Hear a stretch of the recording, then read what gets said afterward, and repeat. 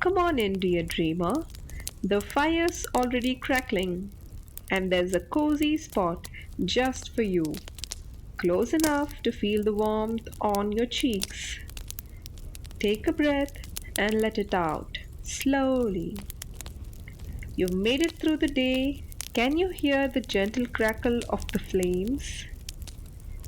It's like the fireplace is whispering stories from long ago. The room glows golden orange, shadows dancing on the walls like gentle lullabies. The world outside can wait. For now, let the warmth melt away the last bits of tension in your shoulders, your jaws, and your fingers. Relax your body. Sink into that soft cushion that you lay on. Maybe wrap yourself in your favorite blanket. Feel how the fabric hugs you just right. Let your eyelids grow heavy. There's no rush, no noise, no to do list here. Just this peaceful hush, like the whole world is tucking you in. All you have to do is breathe, listen, and drift away into your dreamlands. So, are you ready for tonight's tale? Let's begin. This is the story about friendship between a whale and a dolphin and the challenges they face, where their bond is put to test. Let's see to find out what happens next.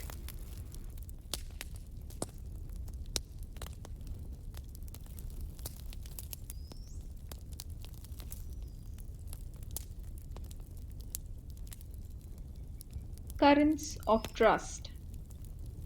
In the vast shimmer of the sapphire sea, where sunbeams danced through crystalline waves, and coral gardens bloomed like underwater fireworks, there lived two inseparable friends, Dari, the curious dolphin, and Weyr, the wise blue whale. Dari was sleek, silver grey, and spirited, her joy bubbling through every flip and leap she made. Weyr, on the other hand, was older and deeper in thought. He carried centuries of songs within his vast heart. He often let Dari's energy guide their adventures, though he offered calm counsel when the world grew stormy. They had met years ago when Dari was still young and impulsive. He once got tangled in a fisher's net near the reef line. While others feared the mighty size of Weyr, he alone approached Weyr with patience, using his strength and low frequency calls, and helped herself set free. From that day on, a deeper bond than the trenches of the abyssal deep tied them together. Each day they played amidst the coral towers. They sang tales of old to the sea urchins and explored shipwrecks wrapped in mossy silence. Dari loved listening to Weir's echo songs that rippled across miles, while Weir found in Dari a spark that made the ocean feel young again.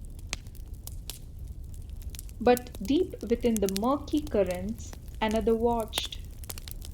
He was Karn, the iron jawed shark with eyes like cold obsidian.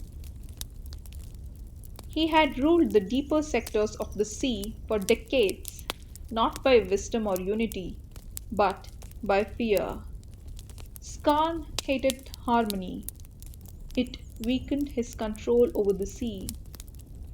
He watched Dari and Weyr with disdain. Their friendship, their joy, their growing influence among the sea creatures, especially the young fish who began gathering around them to hear stories. All this threatened his rule. They are too trusted, Skan growled, circling the wreck of the sunken galleon that served as his lair. Split them, and the sea stays silent. And so began his scheme. Scar knew the depths of the sea better than any, and the weaknesses of creatures better still. He waited until the moment would come when even trust could be doubted. That moment was near. One twilight, as Dari and Weyr returned from a journey to the coral flute caverns, they passed a whisper among the drifting jellyfish bloom. It was a warning from the edge of the sea trench. Someone was spreading lies that Dari had spoken ill of Weyr in the presence of predators, that Dari was plotting to dive into the trenches alone, leaving his friends behind to danger. Dari laughed it off, saying, "That's absurd. You're my anchor, Weyr. I would never say such things about you." But Weyr hesitated. His gaze turned somber.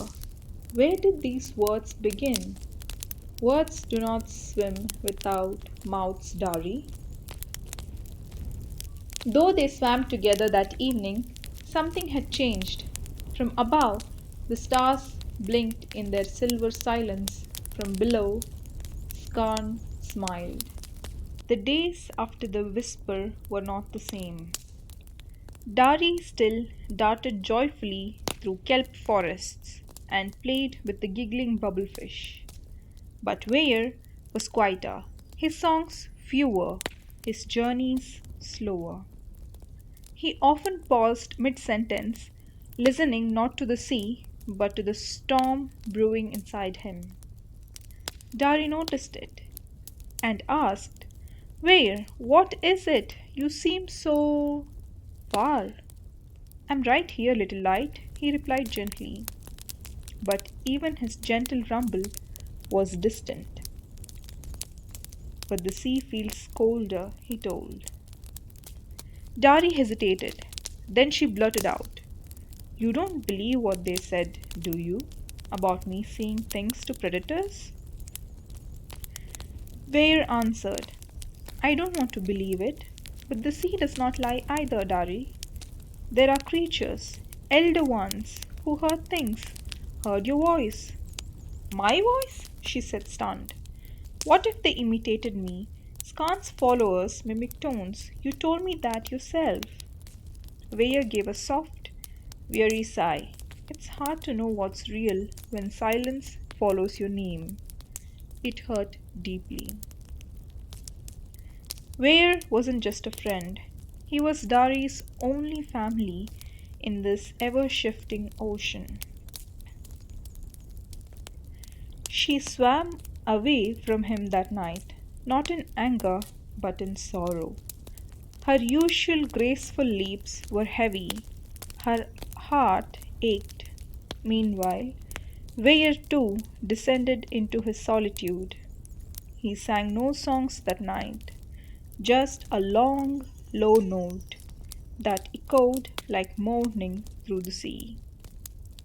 And far away near the shipwreck galleon, Skarn grinned with teeth sharp enough to crack hope. He had planted just enough doubt. In the wake of their growing silence, the sea creatures began to choose. Some drifted towards Weyr, seeking wisdom, while others clung on to Dari's energy. The currents that once flowed united began to split like frayed ropes. But not all were swayed. Among the drifting moon jellies, glowing with bioluminescence, lived a quiet yet curious soul, Luma, the jellyfish. She had no sharp teeth or mighty fluke. She drifted where the currents took her, absorbing whispers and watching.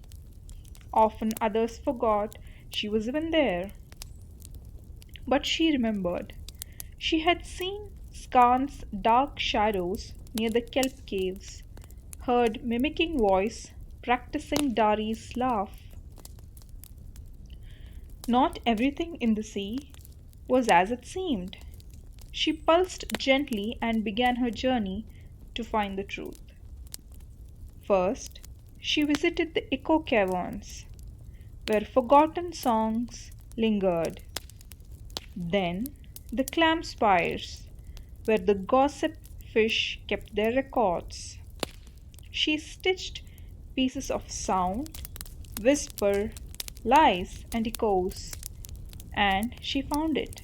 The mimic voices, the crafted slanderers, the edited truths.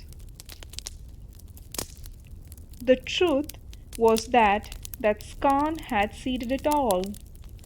Luma, though soft and nearly invisible, burned with a purpose.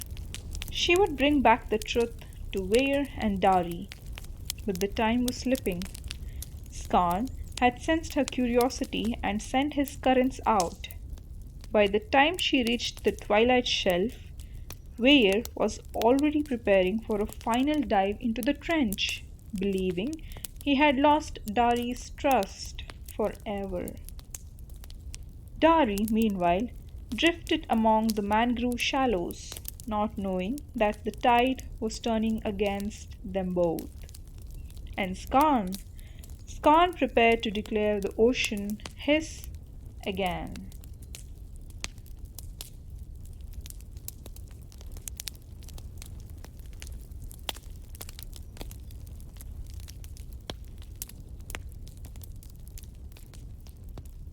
The sea at dawn was pale and shimmering, the surface soft like silk, but the world beneath churned. Luma, the small jellyfish with a glowing heart, glided into the tide mirror basin, the neutral waters between Weyr's retreat and Dari's hideaway. Here she hoped to reach them both before it was too late. But first she had to get past Skan's spies. The anglerfish, the eel couriers, the mimic crabs, creatures who owed Skan favors, patrolled these paths. They did not expect trouble from a drifting jellyfish. And Luma's greatest weapon was invisibility. She pulsed slowly, adjusting her bioluminescence, making herself blend into the shimmer of the water. And within her soft dome, she carried what mattered the most, a memory thread woven from the whispers of the ocean. A memory thread was rare, woven only when many truths formed a single current. Luma's memory thread contained mimicked voices, copied tones, and Skan's very own snarl hidden within. She reached Weyr first. He was floating still in the deep hollow, his massive body half curled, his eyes shadowed around him, swam only in silence. I have something for you, Luma whispered, her tendrils lightening the water gently. Weyr turned his head, puzzled. Luma? I've listened. Not everything spoken was true, she said, and then unspooled the memory thread. The sea around them shimmered as echoes replayed. Dari's laugh, then Skan's, a perfect mimic. Then Skan giving orders to plant these sounds near the reef's edge, and finally a conversation between two whisperfish. Skan says, once they fall apart, no one will resist. Weyr listened. The silence afterward was long. His eyes, ocean deep and heavy, closed for a breath. Then he sang, not a sorrow song, but one of realization. The reef walls echoed it, soft at first, then louder. a song of return, of apology, of love. Where is she, Luma? Luma turned westward, near the mangrove shallows. She believes she lost you. We both nearly lost everything, Weyr said, and together they set out. Meanwhile, Dari sat still for once, her nose resting in the sand. The gentle swish of crabs near her flukes she had just played alone the day before leaped high, dived low, but the joy did not sing like it once had. She missed him. She missed the hum of his songs, his rumbles when he chuckled, the way he always slowed for her so that she could catch up. She'd never known silence could feel this lonely before. Then she heard it, soft at first, the low tone, the unmistakable harmony of a whale's call. It grew clearer, louder, and closer. Her eyes widened. She shot through the shallows like a streak of silver lightning. Kelp twisted behind her, schools of fish scattered, and then, in the open water between mangrove and coral ridge, she saw him. Where? He was waiting. I was wrong, Dari. He spoke before she could speak. I doubted the one creature who would never let go of me. Tears welled in Dari's eyes, though they became bubbles in the sea. I hurt too, she whispered. I thought, I did not matter to you anymore. He leaned close, brushing her side gently. You were never just a friend, Dari. You were my truth. And from behind, Luma watched, her glow soft and satisfied. But Joy would have to wait. A surge of cold water swept through. From the north, with a current blackened by fear, Scan was coming. He had learned the truth was out. Now he would come not with whispers, but with war. The sea had stilled as though holding its breath. From the cold, churning northern trenches, Scan approached, not with lies this time, but with teeth. He was a great, white, scarred, broad, monstrous shark. His jaw could split corals. His shadow darkened the reef before his body arrived, and with him came others, moray eels, skulking deep crabs, and lantern fish blinded by loyalty. They surged towards like a tide of darkness, confident that the whale and dolphin would not stand united. But something had changed. Weyr was no longer alone in his sorrow, and Dari no longer trembled in her solitude. And Luma, the gentle Luma, was no longer invisible. They rose together from the kelp beds, their bond stronger than any current. The Battle of Open Blue.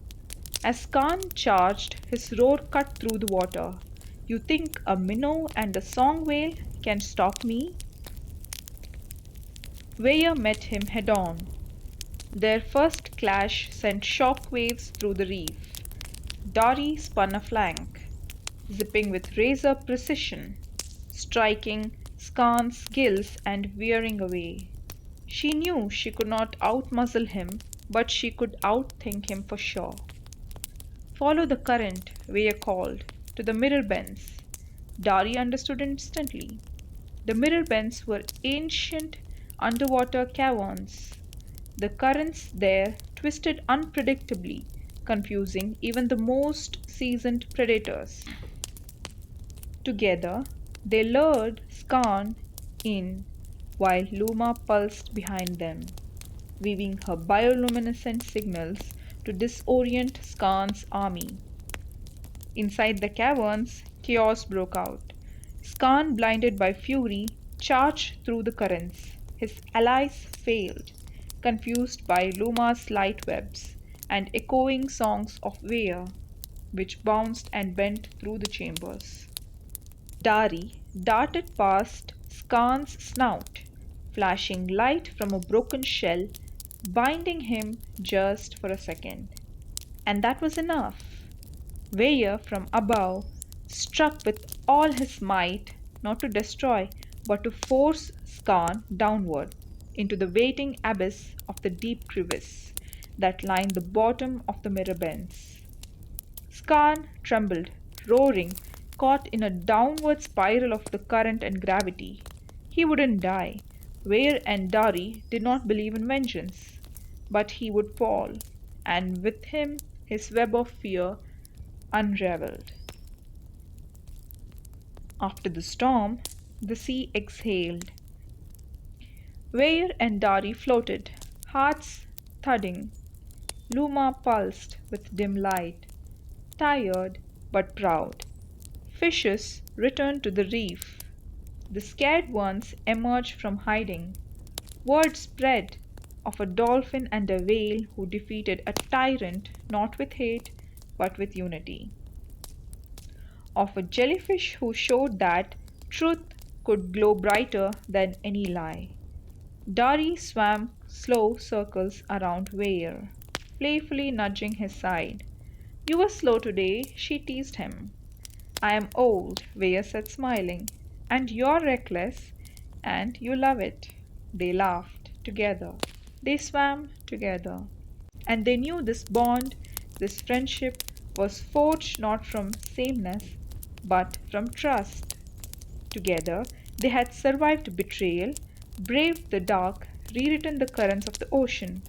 But their journey was not over yet. Beyond the reefs, far in the eastern trench, another ripple had begun. The ocean was still once more, but not silent. Weyr and Dari had become legends in their own lifetime, not by ruling or conquering, but by choosing clarity over chaos and kinship over control. The coral reefs whispered of their courage. The trench fish sang of the battle in the mirror bends, and the planktons shimmered in joy wherever they passed. But even legends must evolve. Weyr's song. Weyr had begun composing again, not just melodies this time, but histories. His deep whale songs carried lessons encoded within them. As they traveled across the seas, they were not just music, they were memories. He called them the current songs. Each told a tale of betrayal born from doubt, of healing offered by light, of power tempered by forgiveness. Young whales would gather to listen, and even distant orcas adjusted their migrations just to pass near Weyr when he sang. Yet one note always lingered in his melodies, a high, dolphin like chirp, a tribute to a friend. Dari's horizon. Dari did not stay still for long either. She became a traveler of tides, venturing beyond the coral, exploring waters far south. But she always returned, like a comet returning to its star. And every time she did, she brought back stories of kelp forests thick as jungles, of underwater volcanoes that sang, of schools of fish that danced like clouds. But more importantly, she brought back connections, species, and voices that had felt isolated, now welcomed into the great circle. And each time she returned, she met Luma and Weyr, and they would drift together in silence under the stars, bonded forever. Luma's light. As for Luma, her name became sacred among the sea folk. Her kind, once overlooked, were now honored. Jellyfish danced in great spirals during festivals, their pulses lighting up the seafloor. Young creatures of every species came to her seeking guidance, not force, not might, but gentle, glowing wisdom. She became the ocean's quiet truth. No thrones, no armies, just clarity. Still waters run deep. One day, at a quiet mouth of still deep cove, where clear waters just met the gentle tides, Weyr, Dari, and Luma gathered once more. It wasn't for a battle, it was for a choice. They created a new haven there, not a kingdom, but a commons of the current, a sanctuary where beings of all shapes and sizes could come without fear, where misunderstandings were untangled, where young ones learned, and where old ones rested. And at its center floated a single seashell, carved with three of them circling each other. Weir's graceful arc, Dari's swift twist, and Luma's soft glow. The closing current. Years later, under a moonlit sea, a young seahorse would ask, was the shark ever truly defeated? Luma, older now, would gently reply, Skan's strength was never his teeth, it was the silence between us, and we filled that silence with truth. The child would blink. So, the story ended happy? Ria's voice would rumble from the deep. No, the story did not end. It became a current, something that moves, touches, and teaches. And you, little one, are swimming in it now. And so, the tale of a dolphin and a whale, broken once by doubt but healed by a jellyfish's light, lived on. Not as a myth, but as a moment. That is a current of trust, forever flowing.